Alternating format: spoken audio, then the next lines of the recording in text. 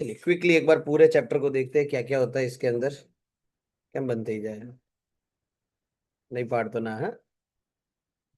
चले, रिटायरमेंट या फिर डेथ ऑफ अ पार्टनर, दोनों में ट्रीटमेंट सेम ही रहता है। What is the meaning of retirement? जब पार्टनर जो है फर्म छोड़ के चला जाता है, आइदर वॉलेंटरी या फिर ऊपर वाला उसको बुला देता है। ठीक है, पार्टनरशिप एंड हो जाती है लेकिन फर्म कंटिन्यू रहती है, फर्म डिसॉल्व नहीं होती, फर्म को रिकॉन्स्टिट्यूट किया जाता है जो रिमेनिंग पार्टनर होते हैं उनके साथ। Circumstances of retirement according to Partnership Act 1932 with अनएनोमियस consent, मतलब सारे पार्टनर की सहमति के साथ। रिटर्न नोटिस लिख के देगा, पार्टनरशिप डीड में ऐसा लिखा है कि 2 साल बाद उसको जाना है। फाइनेंशियल हालत खराब हो गई उसकी, ऊपर का बुलावा आ गया। या फिर बाय एक्सक्लूजन, एक्सक्लूजन का मतलब कि डीड में लिखा है, ये सेम पॉइंट ही है। ये है कॉन्ट्रैक्ट एक्ट के हिसाब से, सॉरी पार्टनरशिप एक्ट के हिसाब से। और वॉलेंट्री का मतलब कोई पर्सनल रीजन से, लाइक मानसिक संतुलन हिल गया या कोई बहुत बड़ी बीमारी आ गई उसको। पब्लिक नोटिस कंपलसरी है। पब्लिक नोटिस का मतलब न्यूज़पेपर में लिख के देना पड़ेगा कि आप इस फर्म के पार्टनर नहीं हो। Otherwise partner remain liable to outsider, क्योंकि बाहर वालों को कैसे पता चलेगा कि ये पार्टनर छोड़ के गया है? आपको इन्फॉर्म करना पड़ेगा, और इन्फॉर्म करने के लिए पब्लिक नोटिस, और पब्लिक नोटिस बेसिकली दिया जाता है न्यूज़पेपर में। ठीक है, 2 न्यूज़पेपर में आपको ऐड देनी पड़ती है। Important accounting adjustment on retirement. सबसे पहले तो न्यू प्रॉफिट शेयरिंग रेशियो की जरूरत पड़ेगी, और दूसरा गेनिंग रेशियो। गुडविल का ट्रीटमेंट करना पड़ेगा हमको, असेट्स एंड लाइबिलिटी को रिवैल्यूएट करना पड़ेगा, रिजर्व्स जितना भी पड़ा है, प्रॉफिट जितना भी पड़ा है, पार्टनर्स को डिस्ट्रीब्यूट करना पड़ेगा। कितना अमाउंट उसको पे करना है जो छोड़ के जा रहा है, वो अमाउंट फाइंड आउट करनी पड़ेगी, और उसको पेमेंट करना पड़ेगा। ठीक है, बेसिक 6 स्टेप होते हैं अपने रिटायरमेंट में।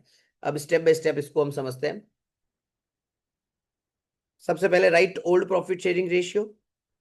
गिवन डायरेक्टली आपको क्वेश्चन में दिया हुआ होता है ओल्ड प्रॉफिट शेयरिंग रेशियो, या फिर आपको फ्रैक्शन में दिया हुआ होता है, लाइक परसेंटेज टर्म में, कि 20%, 30%, 40%। तो वी कैन राइट लाइक 2:3:4, उसको सिंपल वे में कन्वर्ट कर देना है। तो ओल्ड रेशियो या तो दिया हुआ ही होगा, इसमें ज्यादा कोई लॉजिक नहीं होता। इंपॉर्टेंट होता है आप कौन सा रेशियो फाइंड आउट करोगे, न्यू रेशियो। सिचुएशन क्या हो सकती है न्यू रेशियो में? न्यू रेशियो नहीं दिया है, तो ओल्ड रेशियो को ही क्या मान लिया जाएगा, न्यू रेशियो। अगर गेनिंग रेशियो दिया है, डिस्ट्रीब्यूट रिटायरिंग शेयर, मतलब गेनिंग रेशियो डायरेक्टली दिया हुआ है, तो आप न्यू रेशियो ढूंढ सकते हो। क्या करोगे, कैसे फाइंड आउट करोगे? ओल्ड रेशियो में क्या कर दोगे, प्लस कर दोगे कौन सा वाला रेशियो, गेनिंग रेशियो, तो आपको मिल जाएगा। मतलब गेनिंग रेशियो के बाद आपको गेन निकालना पड़ेगा कि भाई किसका कितना। जैसे गेनिंग रेशियो आपको दिया है 2:3, तो हाँ भाई 2:3 है, तो भाई पहले चेक करो ए बी सी में से कौन जा रहा है। ठीक है, 2:3 है, जैसे सी छोड़ के जा रहा है तो ए और बी का गेनिंग कैलकुलेट करेंगे हम। उनका रेशियो क्या है भाई, फॉर एग्जाम्पल 4/5, 1/5, तो फिर क्या करेंगे 2/5, 3/5। याद है ना, ऐसा करते थे। अगर गेनिंग रेशियो दिया, डायरेक्टली गेन दे दिया हो तो, कि 1/4 ए का या 1/4 बी का, डायरेक्टली आपको गेनिंग की अमाउंट दे दी है, तो सिंपली आपको उसको क्या कर देना है, ऐड कर देना। गेनिंग रेशियो तो गेन कैलकुलेट करो पहले और फिर ऐड करो, और गेन डायरेक्टली दे दिया है तो डायरेक्टली आपको ऐड कर देना है। और सिर्फ ओल्ड और न्यू दिया हो तो न्यू में से अगर आप ओल्ड माइनस करोगे तो आपको क्या मिल जाएगा, गेनिंग रेशियो मिल जाएगा। गेनिंग रेशियो की जरूरत कहां पे पड़ेगी आपको, एक तो गुडविल के एडजस्टमेंट में। ठीक है, गुडविल के एडजस्टमेंट में याद है ना, गुडविल का पैसा हम देंगे किसको, रिटायरमेंट वाले पार्टनर को। तो जो बंदे गेन करेंगे, एग्जिस्टिंग पार्टनर, कंटिन्यूइंग पार्टनर, वो अपने जेब से पैसा लाके किसको देंगे, रिटायरमेंट वाले को। तो बेसिकली हम एंट्री क्या करते हैं इसके अंदर, जैसे ए और बी गेनिंग कर रहे हैं और सी रिटायर हो रहा है, तो एंट्री क्या हो जाएगी, ए डेबिट, बी डेबिट टू सी। जिसको दे रहे हो वो क्रेडिट, और जो दे रहा है उसका अकाउंट क्या हो जाएगा, डेबिट। गुडविल के अंदर क्या क्या होता है, एक ओल्ड गुडविल होती है जो बैलेंस शीट में दिखाई देती है, उसको सबसे पहले हम क्या करेंगे, राइट ऑफ। कौन से रेशियो में, किसको करेंगे, ओल्ड पार्टनर्स को, जितने भी हो, वो रिटायरमेंट वाला भी उसमें आ ही जाएगा। So all partners account debited to goodwill, मतलब ए है तो A B debit, B B debit, C B debit to goodwill. और यहाँ पे रेशियो कौन सा यूज होगा, ओल्ड रेशियो। न्यू गुडविल जो हम नॉर्मली वैल्यूएट करते हैं, हमारे पास एक अमाउंट होती है, रिटायरमेंट वाले पार्टनर को क्रेडिट करेंगे एंड कंटिन्यूइंग वाले पार्टनर को क्या करेंगे हम, डेबिट। ये अभी ऊपर मैंने आपको बताया था, continuing to retiring partner. Goodwill का फॉर्मूला क्या रहेगा, जो फर्म की टोटल गुडविल है उसमें रिटायरमेंट वाले के शेयर से मल्टीप्लाई कर दो, आपको रिटायरमेंट वाले की गुडविल मिल जाएगी। पूरी गुडविल नहीं बांटनी है, जैसे 1 लाख गुडविल है और सी का हिस्सा 1/10 है, तो सी को कितनी गुडविल देनी है, 10। देगा कौन, के भाई ए और बी देंगे। कौन से रेशियो में देंगे यहाँ पे, वो गेनिंग रेशियो में। तो यहाँ पे गेनिंग रेशियो का यूज होता है। चलिए फिर हमको रिवैल्यूएशन अकाउंट बनाते हैं। असेट इंक्रीज हुई तो क्रेडिट करते हैं और लाइबिलिटी डिक्रीज हुई तो क्रेडिट करते हैं। एग्जैक्ट रिवर्स, असेट डिक्रीज तो डेबिट एंड लाइबिलिटी इंक्रीज तो डेबिट।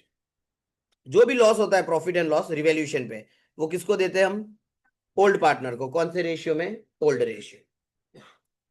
फिर स्टेप 6 में हम चेक करते हैं कि भाई रिजर्व्स कितने पड़े बैलेंस शीट में। जनरल रिजर्व हो सकता है, P&L हो सकता है, फ्लक्चुएशन फंड हो सकता है, कॉम्पेंसेशन रिजर्व हो सकता है। ये पैसा किसको जाएगा, कौन से रेशियो में। ये पहले वाले दो तो इजीली चले जाएंगे, ये बाकी वाले दो में आपको चीजें ध्यान रखनी है। इसके सामने आपको इन्वेस्टमेंट चेक करना है और इसके सामने आपको वर्कमैन कॉम्पेंसेशन क्लेम चेक करना है। जैसे एग्जांपल के तौर पे वर्कमैन कॉम्पेंसेशन फंड पड़ा है आपके पास 10,000 और एडजस्टमेंट में लिखा है क्लेम आया है 3,000 का। तो पहले इस 10,000 में से 3,000 का क्लेम साइड में कर देंगे, कितना बचा 7,000 ओल्ड पार्टनर को ओल्ड रेशियो में बांट देंगे। अगर क्लेम 10,000 का होता तो पार्टनर के हिस्से में कुछ भी नहीं आता। अच्छा, ये जो क्लेम की अमाउंट है ये हमेशा कहाँ लिखनी है आपको, बैलेंस शीट में, लायबिलिटी में। अच्छा, क्लेम का अमाउंट 12,000 हो जाता तो 2,000 कहां से लाते हैं हम, रिवैल्यूएशन अकाउंट से। कहाँ लिखते हैं, डेबिट के क्रेडिट, डेबिट। चलो फिर हम रिटायरिंग पार्टनर का कैपिटल, बेसिकली सारे पार्टनर्स के कैपिटल अकाउंट हम प्रिपेयर करते हैं और सब में सेम फंड है। क्रेडिट साइड में क्या क्या आता है, एक तो कैपिटल आएगी उसकी, प्रॉफिट हुआ है रिवैल्यूएशन का तो वो आएगा, जो रिजर्व्स आपने उसको दिया है वो आ जाएगा, गुडविल जो बांटी है रिटायरमेंट वाले को जो दी है वो वाली गुडविल, प्रॉफिट टिल रिटायरमेंट। इसका मतलब क्या हुआ, कभी और डेट पे वो रिटायर होता है, ये हमने देखा था उस पे डेथ में कि भाई 1 जुलाई को वो लुढ़क जाता है, तो 1 अप्रैल से लेके 1 जुलाई तक का प्रॉफिट उसको देना पड़ता है, जिसके लिए हमने 3 मेथड देखी थी, याद हो तो। कौन कौन सी थी, first method last year profit, दूसरा एवरेज प्रॉफिट 3-4 साल का प्रॉफिट दिया हो तो, तीसरा सेल्स दिया होगा प्रीवियस ईयर का और प्रीवियस ईयर का प्रॉफिट भी दिया हुआ होगा, तो हम प्रोपोर्शनेट कैलकुलेट करेंगे। करंट ईयर के 3 महीनों का सेल या 4 महीनों का सेल आपके पास अवेलेबल होगा, तो क्रॉस मल्टीप्लीकेशन करके हम प्रोपोर्शनेट प्रॉफिट कैलकुलेट करेंगे। ये जो प्रॉफिट आपका आएगा उसमें मल्टीप्लाई कर देना है रिटायरिंग पार्टनर शेयर से, कि भाई प्रॉफिट आया से फॉर एग्जाम्पल 10,000, तो उसके शेयर से मल्टीप्लाई करना पड़ेगा आपको। डायरेक्टली पूरा प्रॉफिट उसका नहीं होगा, उसका जितना हिस्सा बनता है उतना आपको उसको दे देने का। अच्छा, इसमें कौन सा अकाउंट यूज करते थे हम, अकाउंट का नाम क्या था, एक अकाउंट डेबिट करना पड़ेगा ना, रिटायरमेंट वाला तो क्रेडिट होगा, डेबिट कौन होगा,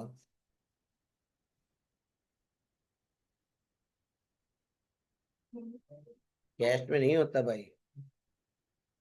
सस्पेंस, पर खाली सस्पेंस नहीं, उसको P&L सस्पेंस कहते थे। अच्छा, क्यों सस्पेंस लिखा, देना ही है तो फिर दे ही दो ना उसको, बात खत्म करो, सस्पेंस में क्यों डालना है। क्योंकि अभी सिर्फ 3 मंथ कंप्लीट हुए, एक्चुअल प्रॉफिट आपको पता नहीं है, ये तो आपने एक बेस लेके प्रॉफिट कैलकुलेट किया है। ठीक है, तो पूरा साल खत्म होगा उसके बाद ही इसका ट्रीटमेंट होगा। अगर पार्टनर को कोई इंटरेस्ट या सैलरी मिली है तो भी वो क्रेडिट। सिंपली पार्टनर के अकाउंट में क्रेडिट साइड क्या आता है, जो पार्टनर को मिलता है, ठीक है, जो पार्टनर का है। और जो हम पार्टनर से ले लेते हैं वो सब कहा लिखते हैं हम, डेबिट साइड में। तो ड्रॉइंग्स, ठीक है, डेबिट लिखते हैं, इंटरेस्ट ऑन ड्रॉइंग भी डेबिट, अगर रिवैल्यूएशन में लॉस हुआ है तो डेबिट, ओल्ड गुडविल जो राइट ऑफ करते हैं वो डेबिट, रिवैल्यूएशन का लॉस हुआ है तो। अच्छा, ऊपर वाला जो था वो किस चीज का था, ये रिवैल्यूएशन लॉस है, तो ये कौन सा लॉस है, P&L नहीं होता, अपने एसेट साइड पड़ा होता है। और एक और चीज होती है एसेट साइड, एडवर्टाइजमेंट एक्सपेंडिचर, ये दोनों हम कहा लिखते हैं, उसके अकाउंट में डेबिट साइड लिखते हैं। अब जो अमाउंट बचेगा वो उसको हमको पे करना होगा रिटायरमेंट वाले को, और बाकी वालों का क्या हो जाएगा, CD, उनका कैरी फॉरवर्ड होगा, और जो जा रहा है छोड़ के उसको उतना पैसा आपको देना होगा।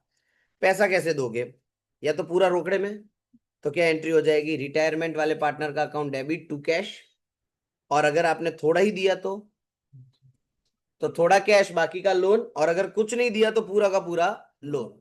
लोन पे अगर रेट ऑफ इंटरेस्ट नहीं दिया हो तो हम कितने परसेंट लेते हैं, 6%। चलो, एडजस्टमेंट ऑफ कैपिटल अगर क्वेश्चन में दिया हो तो आपके एग्जाम में होता ही है। अगर आपको टोटल न्यू कैपिटल दे दी हो कि भैया पुराने पार्टनर जो है एग्जिस्टिंग वो 5 लाख रुपया मेंटेन करेंगे, तो हम इस 5 लाख को कौन से रेशियो में बांट देंगे? न्यू रेशियो में बांट देंगे। फिर इसको कंपेयर करेंगे हम एक्चुअल के साथ। एक्चुअल मतलब जो आप वर्किंग करने पे सीडी फाइंड आउट कर रहे हो उसके साथ कंपेयर करेंगे, और डिफरेंस जो होगा वो कहाँ लेके जाएंगे हम? कैश अकाउंट में। और अगर करंट बोला हो तो करंट अकाउंट में, कुछ ना बोला हो तो कैश अकाउंट में। फिर एक मिनिमम कैश बैलेंस वाला भी टॉपिक होता था। उसमें क्या करते थे हम? पहले सारे पार्टनर का सीडी निकाल देते थे।